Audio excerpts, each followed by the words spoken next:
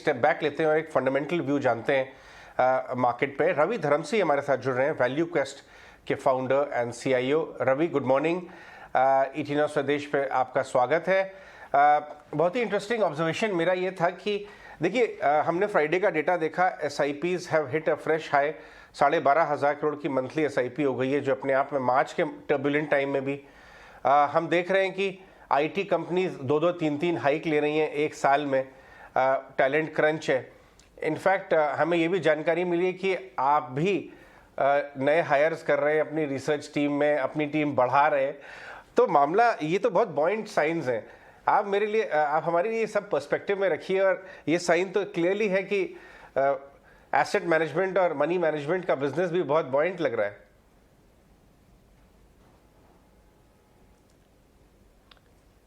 Sorry, जरा mute पे था। हाँ, गुड कोई मॉर्निंग बात नहीं। Ajay, and good morning to all your viewers. आपने बात तो सही कही।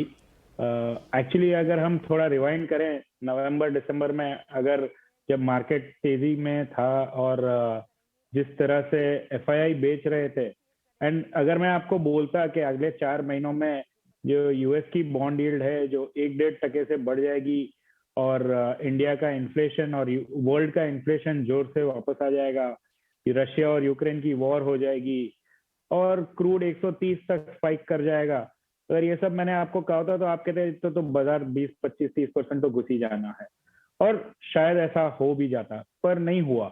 हमने एट द बॉटम शायद 13-14% का करेक्शन दिया, और हम आज की तारीख में 5-7%, 5% से भी कम दूर है न्यू हाई से। तो ये मार्केट कुछ कह रहा है, एंड जिस तरह आपने कहा, जो पॉजिटिव है, जो हाई फ्रीक्वेंसी इंडिकेटर्स जो हम ट्रैक करते हैं इकोनॉमी में, उनका काफी उनमें उसमें काफी बायंसी है। Whether it is hiring, whether it is GST toll collection, fuel consumption, air traffic, road traffic, अब जो कहिए हर चीज में आपको तेजी दिखाई दे रही है। आज से 1.5-2 साल पहले जब हम बात कर रहे थे कि इस इकोनॉमी को सबसे बड़ा स्टिमुलस तो वही होगा जब हम इकोनॉमी पूरी तरह ओपन कर दें।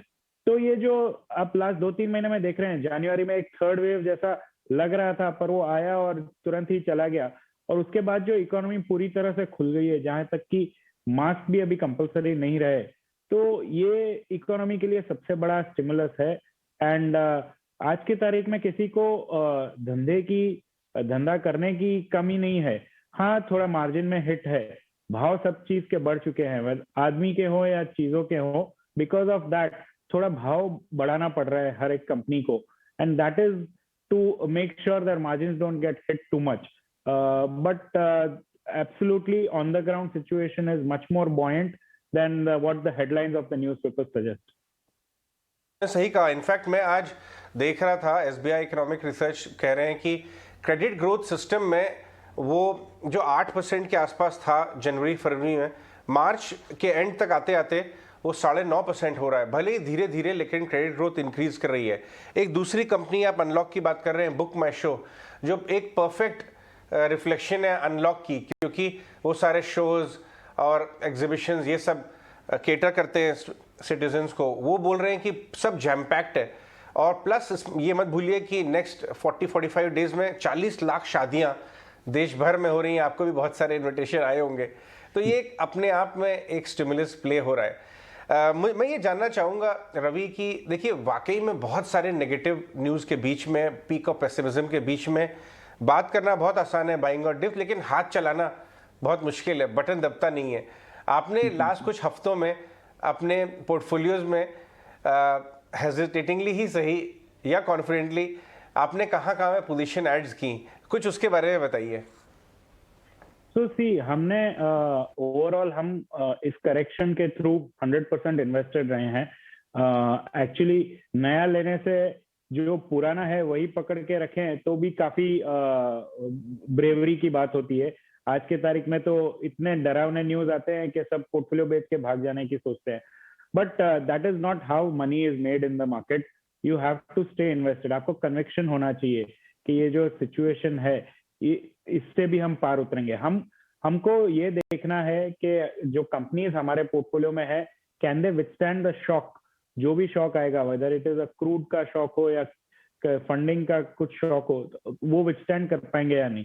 तो if you see that way lot of the last जो 5-7 साल से होता आ रहा है, तो सारी कंपनियों की बैलेंस शीट काफी क्लीन अप हो चुकी है, डेट भी काफी क्लीन अप हो चुका है। तो ओवरऑल सिचुएशन कॉर्पोरेट इंडिया का काफी हेल्दी है।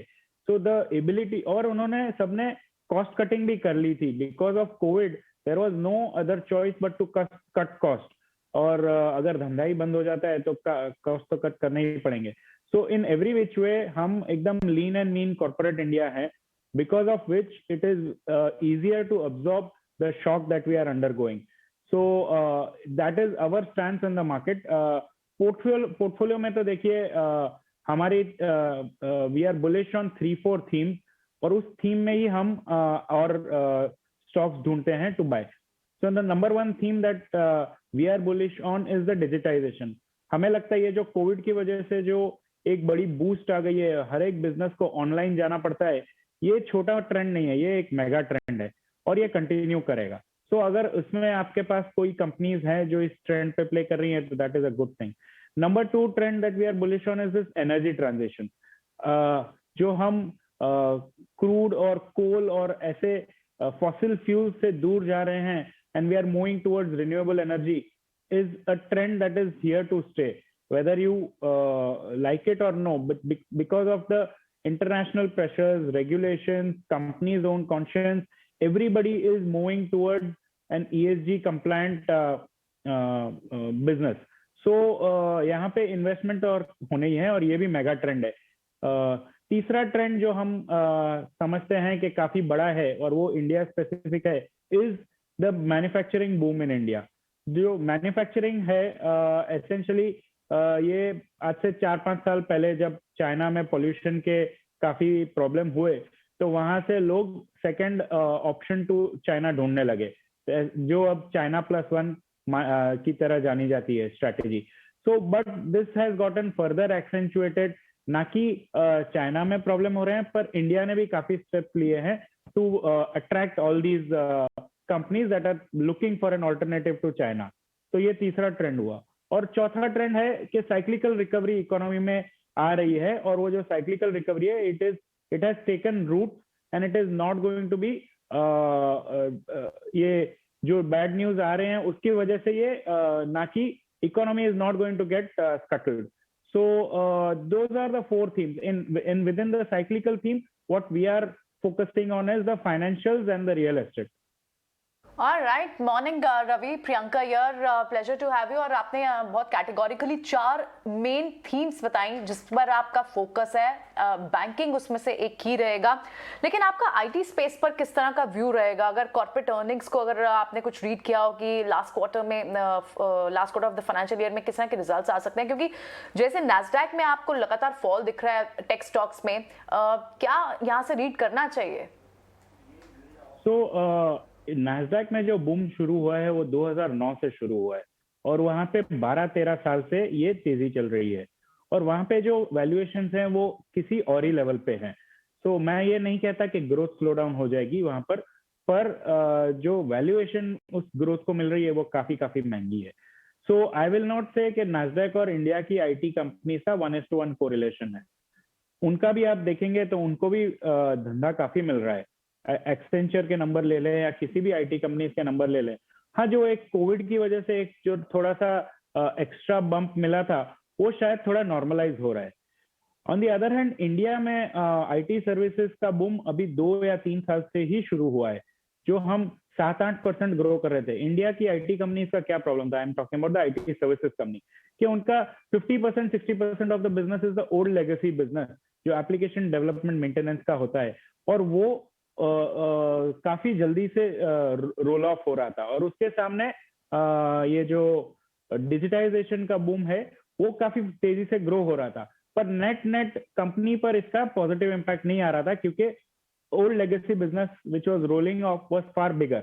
अब जाके देखें तो digitisation theme is bigger than the old legacy business. So यहाँ पे ग्रोथ जो 7-8% थी वो 13-14-15% तक पहुंच गई है at industry level, and margin में भी काफी बूस्ट है। So now there are 2 headwinds that are facing the IT industry. One is the attrition and the wage inflation, essentially both are related to the people. इतनी ज्यादा demand आ गई है कि यहाँ पे अभी लोग कम पढ़ने लगे हैं. So that is a good challenge to have, I would say. So थोड़ी बहुत मार्जिन पर इम्पैक्ट आ सकती है आईटी कंपनीज में, और काफी उन्होंने रैली कर लिया है. तो मैं ये समझूंगा कि 6-12 महीने के पॉइंट ऑफ व्यू से यहाँ पर थोड़ा कंसोलिडेशन हो सकता है, बट मुझे ये कंपनीज और ये स्पेस अच्छा लगता है. Going forward also you have to wait for a better entry point is the only thing I have to say. Very good insights coming from your side. Good morning, Mansi this side. Of course, जिस तरह से हम देख रहे हैं result season क्योंकि kick start हो भी चुका है, इस बार कंसर्न्स जो हैं input cost pressure, fuel prices को लेकर तो नज़र आ ही रहे हैं, और प्रीव्यूज़ की भी अगर बात करें, रिजल्ट के मिले जुले नंबर्स का अनुमान पहले से यहाँ पर समझ आ रहा है. ऐसे में स्पेसेस वो ढूंढने होंगे जहाँ पर मौके अच्छे मिलते हुए दिखें, और पर्टिकुलरली मिड कैप स्पेस को देखें. पिछले 10 ट्रेडिंग सेशन में लगभग बारिंग 1 और 2 हमने देखा मिड कैप स्पेस लगातार परफॉर्म कर रहे हैं. यहाँ पर आपका फोकस, आपका आउटलुक कैसा है? No, so you are absolutely right. Margin pressure होंगे, और यहाँ पे मैं rather than focusing on a particular sector or theme, मैं ये कहूंगा कि within sector and theme also there are companies that will be able to pass on the cost and there will be companies that will not be able to pass on the cost, और जहाँ पे थोड़ा बहुत demand पर भी impact आ सकता है. So you have to find within a certain theme कौन सी ऐसी कंपनी है जो कॉस्ट को इजीली पास कर सकती है. If I were to give you an example, अब हम QSR की बात करें जहाँ पे काफी इन्फ्लेशन आ रहा है और सब लोग 8-10% प्राइस बढ़ाने की बात कर रहे हैं, पर मुझे लगता है ये 8-10% प्राइस बढ़ाना इज जस्ट एन एक्सक्यूज. अगर आप देखें तो एक पिज्जा होता है, तो पिज्जा अगर 200 रुपए में लेते हैं तो उसका मटेरियल कॉस्ट 50 रुपए से कम होता है, और अगर वो 50 रुपए का कॉस्ट 55 रुपया भी हो गया तो भी उनको कुछ फर्क नहीं पड़ता है. So it is inflation in the material is an excuse that a lot of companies are using to increase rates. ये from a consumer point of view मुझे अच्छा नहीं लगता है, but from a investor point of view मुझे काफी अच्छा लगता है कि ये businesses हैं जहाँ पे 5 रुपया 10 रुपया भाव बढ़ा दें तो भी मेरे consumption में कुछ फर्क नहीं पड़ने वाला है. This is called pricing power, और we have to align ourselves with company जहाँ पर pricing power होती है. That was just an example. That the same thing is prevalent across sectors also. तो एक आपसे सवाल पूछना चाहेंगे बाजार पे और मार्केट बिहेवियर पे, इन्वेस्टर्स के बिहेवियर पे, क्योंकि आप बहुत टाइम से, काफ़ी लंबे अरसे से आप एक प्रोफेशनल मनी मैनेजर रहे हैं, बहुत सारे इन्वेस्टर्स और क्लाइंट से बातचीत करते हैं, और हमारे व्यूअर्स जो सीख रहे हैं इन्वेस्टमेंट अभी, उनके पर्सपेक्टिव से मैं पूछना चाहता हूँ कि किसी लॉन्ग टर्म इन्वेस्टर के नेट रिटर्न्स या किस तरह का CAGR उन्होंने अचीव किया, इस बात पे बहुत हद तक ऑल्सो डिपेंड करता है कि मार्केट एक्सट्रीम्स में उनका बिहेवियर क्या है. पीक ऑफ पेसिमिज्म में कैसे बिहेव किया उन्होंने, जैसे अभी आपने बताया अपना एक्सपीरियंस की पकड़ के बैठे रहे, वही गनीमत है, अच्छा रिबाउंड आया. और पीक ऑफ यूफोरिया में कैसे बिहेव किया उन्होंने, लोडअप किया माल या ट्रिम की पोजीशन. तो अगर ये अपना व्यू अगर आप एक्सप्लेन कर सकें कि क्यों इन्वेस्टर्स के बड़े लॉन्ग टर्म रिटर्न इस बात पे डिपेंड करते हैं कि उन्हें बाजार के एक्सट्रीम दोनों एंड्स पे उनका बिहेवियर कैसे था. तो अजय जी, मुझे तो लगता है कि इस बाजार में अगर आप लॉन्ग टर्म पर्सपेक्टिव लेकर आए कि हम 3-4-5 साल मिनिमम इन्वेस्ट करेंगे, उससे भी लंबा हो तो बेटर है.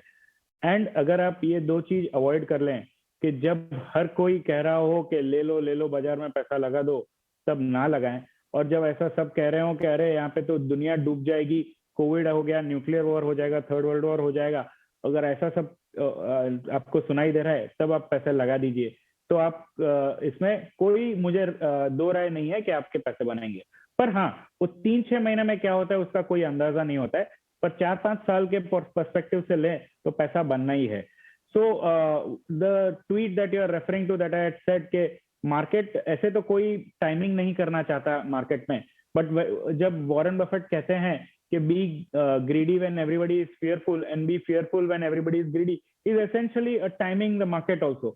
It is just a human emotional indicator that tells you कि अगर काफी डर का माहौल है तो भाव अच्छे होंगे, और अगर डर का माहौल नहीं है और ऐसा लगता है कि हम तो दुनिया जीत लेंगे, तो ऐसा समझने का कि भाव अच्छे नहीं है.